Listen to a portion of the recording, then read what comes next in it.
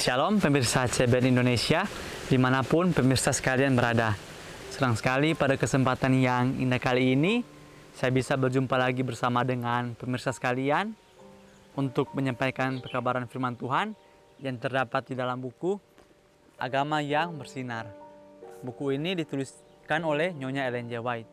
Dan juga melalui buku ini, kita akan disuguhkan suatu cara yang lebih baik yang akan menyingkapkan kepada kita semua suatu kehidupan yang lebih sederhana dan lebih manis. Semua pembaca akan penuh dengan kegembiraan dan kesukaan. Bersinar menyinarkan kasihnya dimanapun kita berada. Nah, jadi dengan kita membaca buku ini, kita mengerti maksud-maksud yang terdapat di dalam buku ini, maka kehidupan kita itu bisa menjadi lebih sederhana dan lebih manis. Dan juga melalui kehidupan kita yang mulai berubah itu, maka kita itu bisa memancarkan kasih Tuhan dimanapun kita berada. Pada kesempatan yang indah kali ini, bacaan yang akan saya bawakan terdapat di dalam halaman 234. Tapi sebelum itu alangkah baiknya apabila saudara bisa mengundang orang-orang di sekitar saudara untuk duduk menonton bersama, sehingga bacaan yang akan saya bawakan sebentar dapat kita semua dengarkan dan juga kita semua mengerti bersama-sama. Bacaan kita pada kesempatan kali ini berjudul Ketika Saya Dapat Membawa Yesus Bersama Saya. Ayatnya terdapat di dalam Roma 14 ayat 22. Berpeganglah pada keyakinan yang engkau miliki itu bagi dirimu sendiri di hadapan Tuhan. Berbahagialah dia yang tidak menghukum dirinya sendiri dalam apa yang dianggapnya baik untuk dilakukan.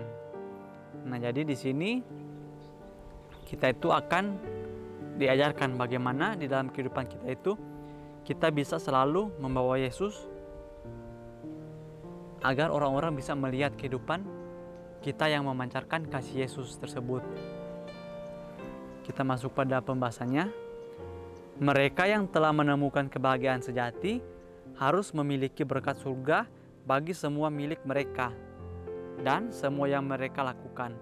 Amanat kepada orang muda halaman 554. Nah, jadi di sini kita itu harus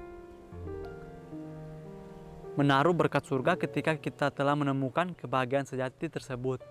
Nah, yang dimaksudkan berkat surga adalah ketika kita memiliki suatu barang atau apapun itu, kita itu harus menggunakan berkat-berkat yang Tuhan telah berikan. Janganlah kita itu mencari jalan pintas atau kita menggunakan kemampuan kita untuk mendapatkan barang tersebut. Jadi kita itu harus mengingat kembali bahwa meskipun barang tersebut kita dapat dengan cara yang lebih mudah, tetapi tidak sesuai dengan jalan-jalan yang Tuhan ajarkan di dalam kehidupan kita, maka itu adalah sesuatu hal yang salah.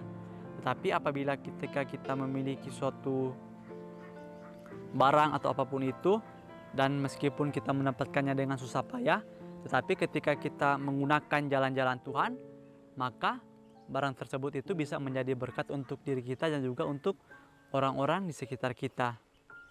Jangan pernah lepas pandangan dari fakta bahwa Yesus adalah pancaran sukacita. Ia tidak senang melihat penderitaan manusia, tetapi ingin melihat mereka berbahagia. Umat Kristiani punya banyak sumber kebahagiaan dalam hidup mereka. Mereka dapat membedakan dengan tepat mana kesenangan yang benar dan taat hukum. Mereka dapat menikmati rekreasi asal tidak merisaukan pikiran dan merendahkan jiwa, dan tidak mengecewakan dan menyiksa duka atas pengaruh yang merusak kehormatan diri atau menghambat jalan kegunaannya. Jika mereka berjalan dengan Yesus dan memelihara roh berdoa, maka mereka akan selamat. Review and Herald volume 61 nomor 34 1884. Nah, selanjutnya di sini dikatakan bahwa kita itu tidak boleh melepaskan pandangan kita daripada Yesus. Karena ketika kita melepaskan pandangan kita daripada Yesus, maka otomatis kita itu hanya bersandar kepada diri kita sendiri. Kita hanya akan menggunakan kemampuan kita untuk menjalani kehidupan kita. Nah, apabila kita melakukan hal tersebut, maka sudah pasti otomatis setiap jalan-jalan yang kita ambil, setiap tindakan-tindakan yang kita lakukan, pasti akan melenceng dari ajaran-ajaran Tuhan, karena kita itu telah melepaskan pandangan kita daripadanya. Tetapi ketika kita menjadikan Tuhan itu sebagai pedoman kita, maka ketika kita akan melakukan suatu tindakan, pasti kita akan memikirkan bahwa tindakan tersebut adalah tindakan yang salah karena tidak sesuai dengan kehendak Tuhan. Umat Kristiani punya banyak sumber kebahagiaan dalam hidup mereka. Mereka dapat membedakan dengan tepat mana kesenangan yang benar dan taat hukum. Nah, jadi kita di sini mengaku sebagai pengikut Tuhan, marilah kita itu mendapatkan kebahagiaan yang benar di dalam kehidupan kita. Janganlah kita memilih untuk mencari kebahagiaan yang sesaat, kebahagiaan yang dunia ini tawarkan. Karena apabila kita mencari kebahagiaan yang dunia tawarkan, pasti kita akan mendapatkannya dengan mudah. Tetapi dengan kemudahan tersebut, pastilah akan memiliki dampak yang buruk atau dampak yang negatif untuk hari kedepannya. Dan juga ketika kita memilih untuk mengikuti jalan-jalan Tuhan, kita mencari kebahagiaan yang sejati yang hanya berasal daripada Tuhan, maka kebahagiaan itu akan bersifat kekal di dalam kehidupan kita. Contoh yang bisa saya berikan adalah ketika kita ingin mendapatkan suatu barang atau suatu hal, pasti kita itu akan dihadapkan dengan dua pilihan. Mungkin yang dunia tawarkan adalah kita berbuat sedikit kecurangan. Nah, ketika kita berbuat sedikit kecurangan tersebut, pasti jalan untuk mendapatkan barang tersebut itu akan menjadi lebih mudah. Tetapi ternyata hal tersebut itu tidaklah benar, karena apabila kita melakukan kecurangan itu sama halnya dengan kita melanggar hukum-hukum Tuhan, dan tentu saja hal itu adalah dosa. Dan juga ketika kita memilih untuk mengikuti jalan-jalan Tuhan, pastilah akan terasa berat, akan terasa lama. Tapi apabila kita mendapatkan apa yang kita inginkan dan kita juga mengikuti jalan-jalan Tuhan, pastilah kita akan merasa lebih bahagia, karena kita itu bukan hanya mendapatkan satu, tetapi kita itu mendapatkan segalanya. Kita mendapatkan apa yang kita butuhkan di dalam kehidupan kita, dan juga kita menghidupkan Roh Yesus di dalam kehidupan kita. Jika mereka berjalan dengan Yesus dan memelihara roh berdoa, maka mereka akan selamat. Nah, jadi selanjutnya di sini dikatakan mengenai berdoa.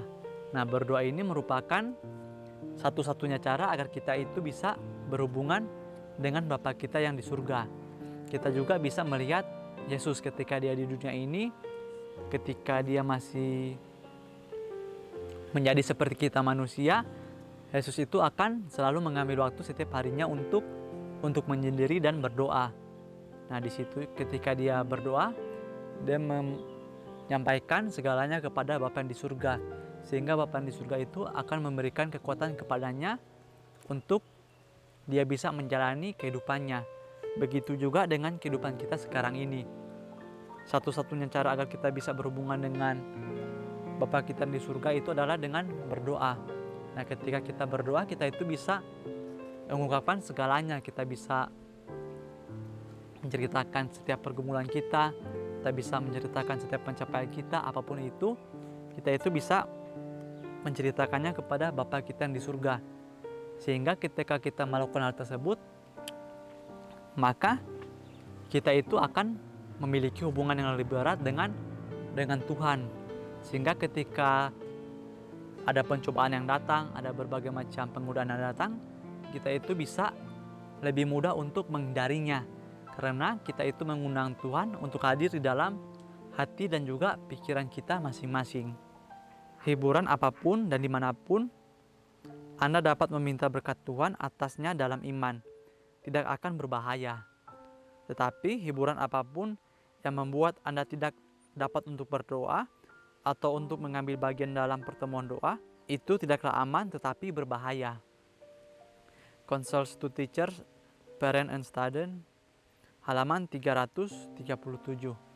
Nah, jadi di akhir pembahasan kita kali ini, seperti yang saya katakan sebelumnya, bahwa doa itu ialah satu-satunya cara agar kita berhubungan dengan Tuhan. Di sini dikatakan bahwa hiburan apapun yang kita lakukan, tetapi apabila kita masih bisa berhubungan dengan Tuhan, hal tersebut adalah baik-baik saja. Tetapi ketika kita memilih mencari hiburan yang akan menyita waktu kita, yang akan membuat hubungan kita dengan Tuhan itu semakin jauh, itu ternyata adalah bahaya untuk diri kita sendiri. Contoh yang bisa saya berikan adalah mungkin ketika kita menghabiskan waktu kita untuk melakukan hobi kita, dan kita lupa untuk berdoa, untuk berhubungan dengan Tuhan, maka sudah pasti itu tidaklah baik. Dan juga janganlah kita menganggap bahwa hobi ini tidak berbahaya.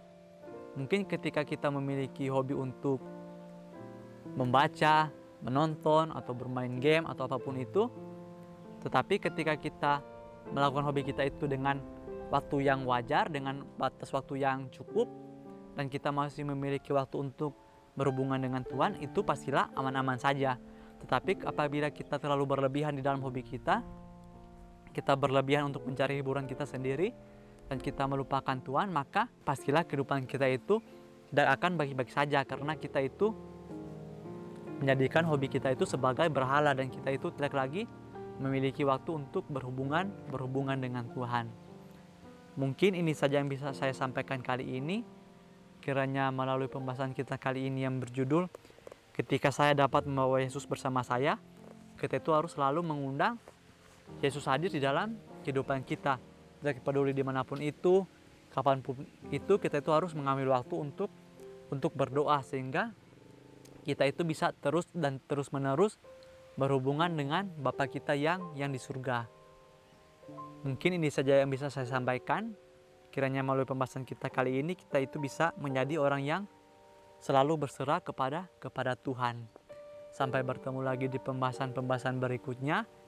Saya bawa dalam nama Tuhan Yesus. Terima kasih. Amin. Tuhan Yesus memberkati.